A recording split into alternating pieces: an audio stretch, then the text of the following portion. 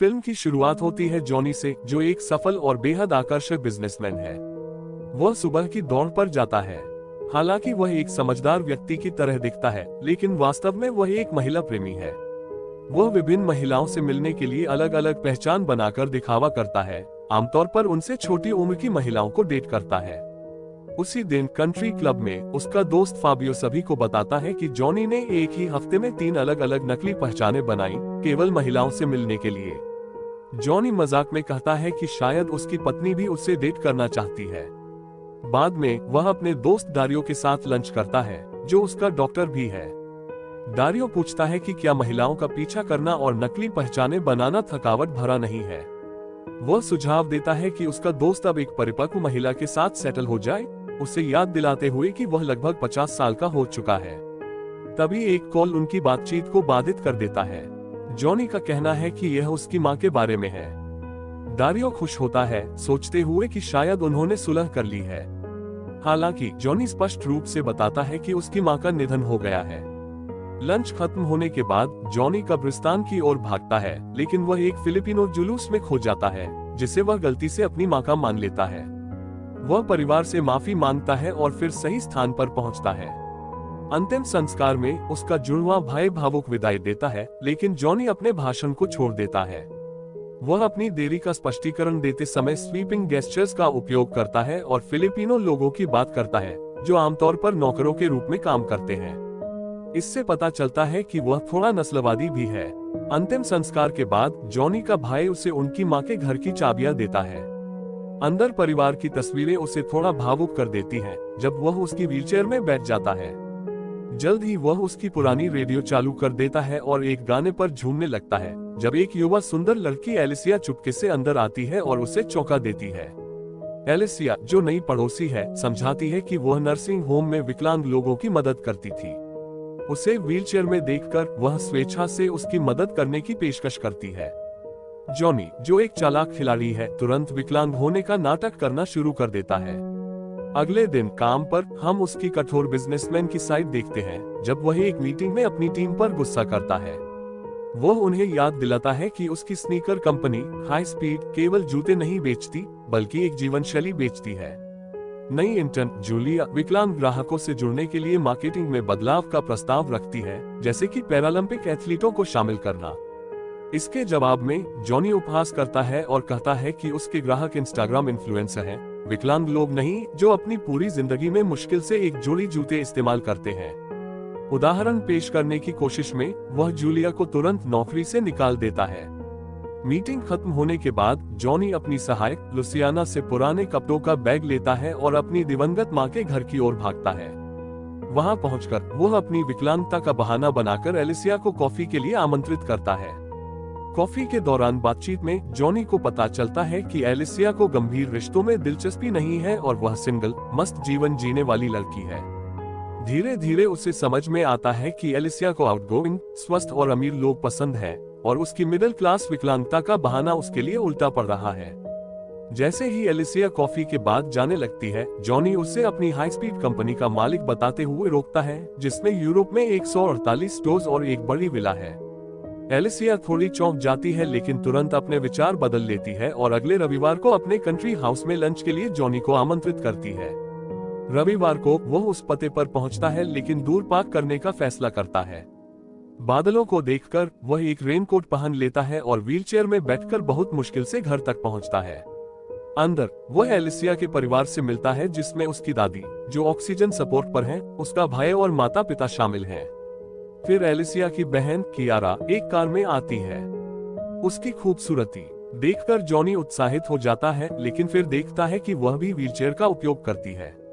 आखिरकार जॉनी समझ जाता है कि एलिसिया ने उसे अपनी विकलांग बहन कियारा से मिलाने के लिए बुलाया था, न कि खुद से मिलने के लिए। लंच के बाद वो और कियारा बाहर बात करते हैं। कियारा बताती है कि उसे खेल खेलना पसंद है और वह एक पेशेवर वायलिन वादक है। जॉनी इसमें ज्यादा दिलचस्पी नहीं दिखाता, लेकिन सभ्य दिखने की कोशिश में केवल सिर हिलाता है। जब जॉनी रोम लौटता है तो वह अपने दोस्तों को कियारा के बारे में बताता है। उसका डॉक्टर दोस्त दारियो उसके व्यक्तित्व के बारे में पूछता है, जबकि बाकी दोस्त पूछते हैं कि क्या वह सुंदर है। जॉनी मानता है कि वह खूबसूरत है, लेकिन वह विकलांग लड़कियों में दिलचस्पी नहीं रखता। बातचीत के दौरान उसका दोस्त फेबियो उसे चुनौती देता है कि वह कियारा के साथ संबंध बनाए, और जॉनी इसे एक गर्व भरी मुस्कान के साथ स्वीकार कर लेता है। इस बीच एलिसिया जॉनी की मां के घर आती है उसका रेनकोट लौटाने के लिए, लेकिन वहां उसके भाई से मिलती है जिसे जॉनी के झूठ के बारे में कुछ नहीं पता। वह उसे बताती है कि उसका भाई बोत्सवाना में चैरिटी काम करता है और उसकी विकलांगता के लिए सहानुभूति रखती है। जॉनी का भाई इस सब को सुनकर हैरान हो जाता है, लेकिन खेल में शामिल हो जाता है। बाद में वह अपने भाई से इस झूठ के बारे में सामना करता है और उसे इतना नीचे न गिरने के लिए कहता है, लेकिन जॉनी इस विषय को उसके गंजेपन का मजाक उड़ाकर टाल देता है। अगले दिन काम पर जाने से पहले जॉनी कियारा के लिए एक वॉइसमेल छोड़ता है, जिसमें उसे शनिवार को डेट पर चलने के लिए पूछता है। लेकिन उसकी हैरानी तब होती है जब कियारा उसी सुबह उसके ऑफिस में आ जाती है। ये देखते हुए कि उसके ऑफिस में व्हीलचेयर नहीं है, वह असहज होकर अपनी डेस्क पर बैठ जाता है। कियारा उससे बताती है कि वह शनिवार को नहीं आ सकती, लेकिन उसे उसी दिन अपने विकलांगों के लिए आयोजित टेनिस टूर्नामेंट में शामिल होने का निमंत्रण देती है। उसे प्रभावित करने की कोशिश करते हुए जॉनी अपनी कंपनी के विकलांग एथलीटों के समर्थन के बारे में एक झूठी कहानी बनाता है। उस दोपहर बाद जॉनी व्हीलचेयर में बैठकर कियारा का टेनिस मैच देखता है और वास्तव में उससे प्रभावित होता है। मैच के बाद कियारा उसे अपने विकलांग दोस्तों के साथ लंच के लिए आमंत्रित करती है। हालांकि ये लंच जॉनी की उम्मीद के अनुसार नहीं जाता है। उसके दोस्तों द्वारा उसकी विकलांगता के बारे में लगातार सवाल पूछे जाने पर वह असहज महसूस करता है और रात को उसे एक डरावना सपना भी आता है। अगले दृश्य में जॉनी ट्यूरिन के लिए उड़ान भरता है, जहां कियारा अपने ऑर्केस्ट्रा के साथ प्रदर्शन कर रही है।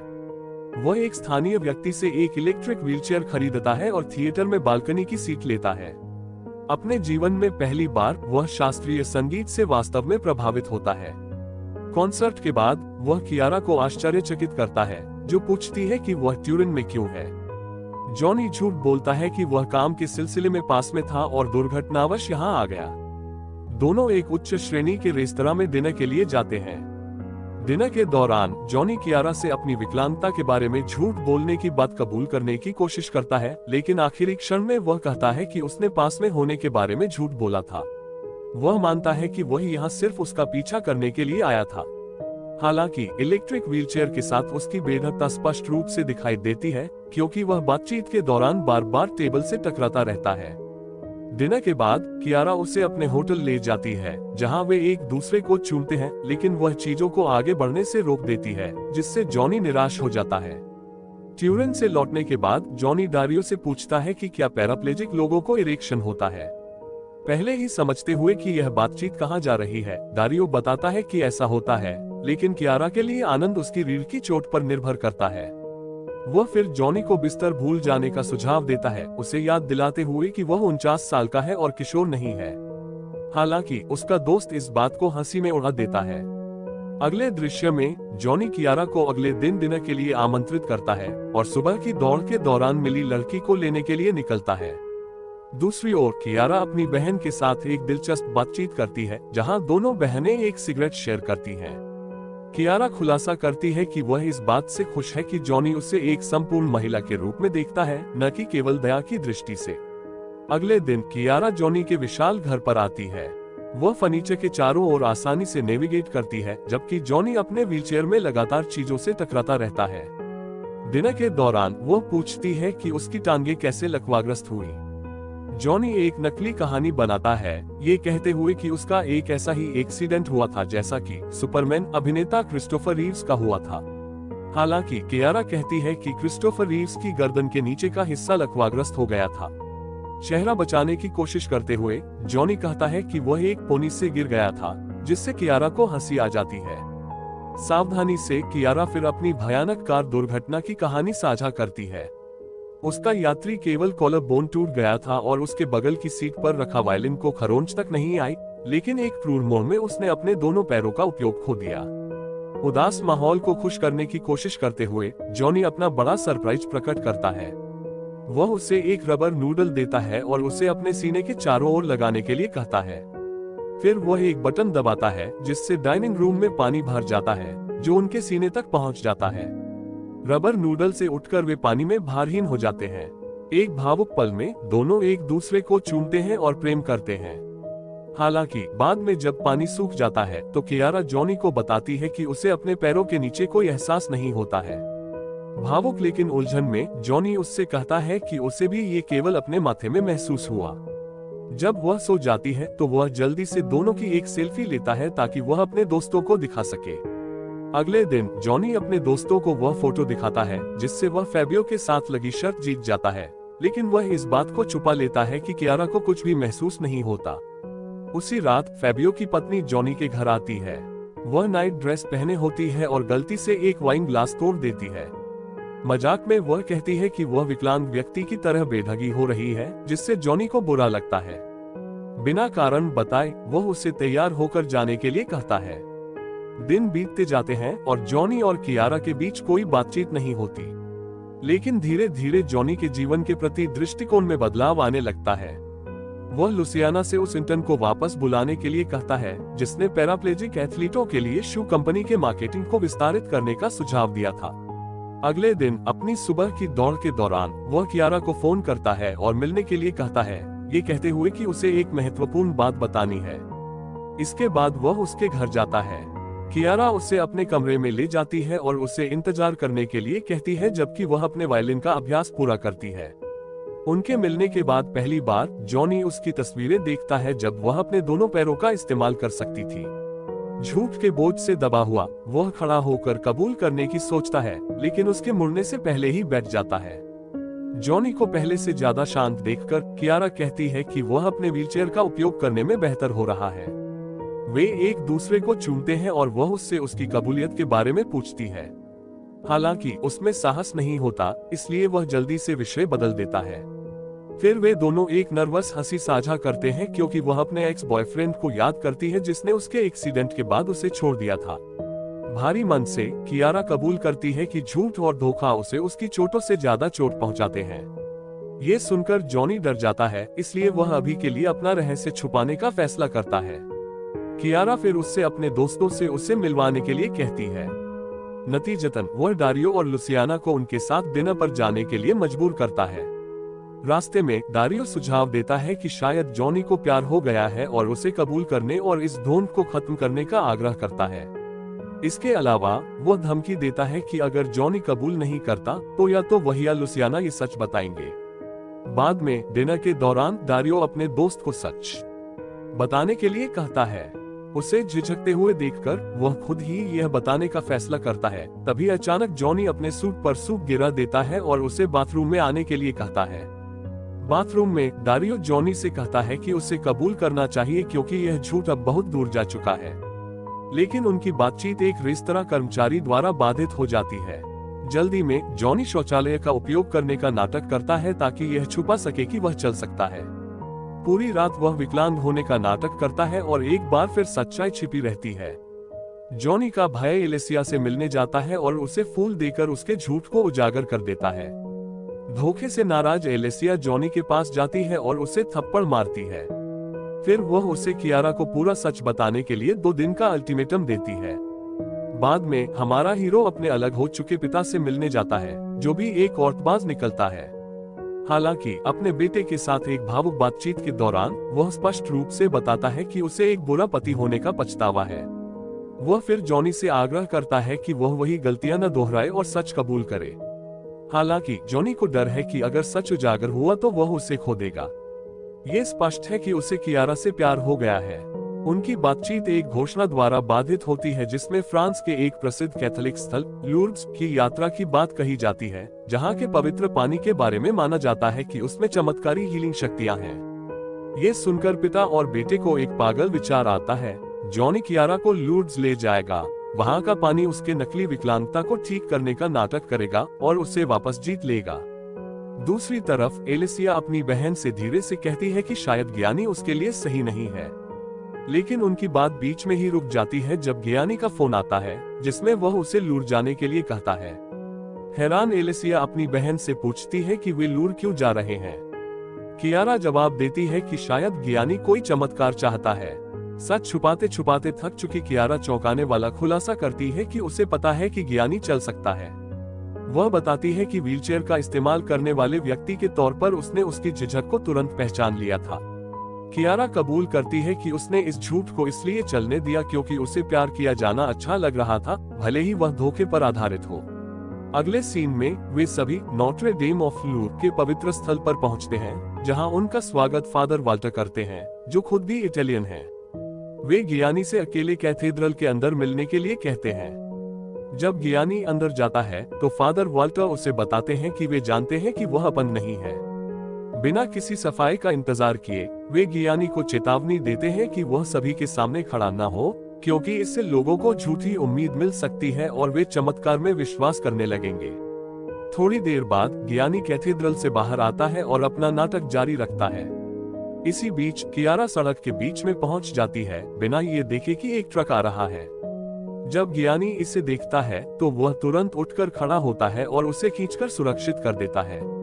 हालांकि इस घटना से हिल चुकी कियारा नाटक करती है कि सच में एक चमत्कार हुआ और गियानी चल सकता है।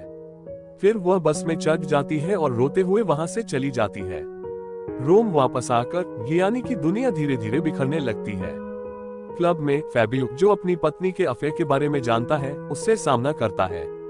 हालात और बिगड़ जाते हैं जब लुसियाना भी इस्तीफा दे देती है। अकेलापन महसूस करते हुए गियानी अपनी मां की कब्र पर जाता है और पहली बार अपने जीवन में अपने प्यार का इजहार करता है। फिर वह जूलिया को वापस नौकरी पर रखता है और उसे नए विज्ञापन अभियान की जिम्मेदारी देता है, जो उसने पहले सुझाव दिया था, जिसमें विकलांग खिलाड़ियों को शामिल किया गया था। कियारा से मिलने के लिए बेताब गियानी उसके माता पिता के घर जाता है, जहां उसका सामना उसकी दादी से होता है। वह अपना दिल खोलकर समझाता है कि कियारा उसके फोन का जवाब क्यों नहीं दे रही है, लेकिन बूढ़ी औरत कहती है कि कियारा बहुत होशियार है और उसके जैसे पुरुषों के इरादों को समझती है। गियानी फिर कहता है कि वह 50 साल का है, शारीरिक रूप से फिट है, लेकिन मानसिक रूप से परेशान है। फिर वह कियारा से अपने प्यार का इजहार करता है और बेहतर इंसान बनने का वादा करता है। गलती से वह अपने जोश में एक फूलदान तोड़ देता है। ये सब सुनने के बाद बूढ़ी औरत बताती है कि कियारा स्पोलेतो के मनाती थिएटर के लिए बस पकड़ रही है। वह उसे रास्ता और समय बताती है और कहती है कि वह जल्दी करे तो उसे नामी में पकड़ सकता है।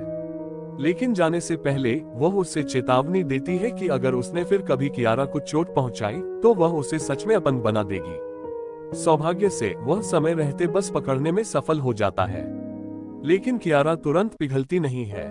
वह कहती है कि उसे किसी की दया की जरूरत नहीं है। वह गियानी की विनती को पूरी तरह से नजरअंदाज करती है और बस को आगे बढ़ने के लिए कहती है। अगले सीन में हम गियानी को वापस रोम में देखते हैं, जहां वह दौड़ते हुए अपना दिल हल्का कर रहा है। वह तब तक नहीं रुकता जब तक उसका दिल बहुत तेजी से धड़कने नहीं लगता और वह घुटनों के बल गिर नहीं जाता। उसे आश्चर्य होता है जब वह कियारा को उसकी व्हीलचेयर पर देखता है। जब वह पूछता है कि वह रोम में क्या कर रही है, तो वह हंसी में उसके पहले के जवाब की नकल करती है और कहती है कि वह बस यूं ही गुजर रही थी और रोम में दौड़ने की जगहें तलाश रही थी। अतीत को भूलने का फैसला करते हुए वह उसे गले लगाती है और उसे अपनी गोद में बिठाकर चलती है। आखिरी सीन में हम गियानी को उसके 50वें जन्मदिन पर देखते हैं, जहां वह अपने भाई जो अब एलेसिया को डेट कर रहा है और कियारा के परिवार के साथ जश्न मना रहा है। अंत में गियानी कियारा को अपनी बाहों में उठाकर धीरे धीरे नाचता है।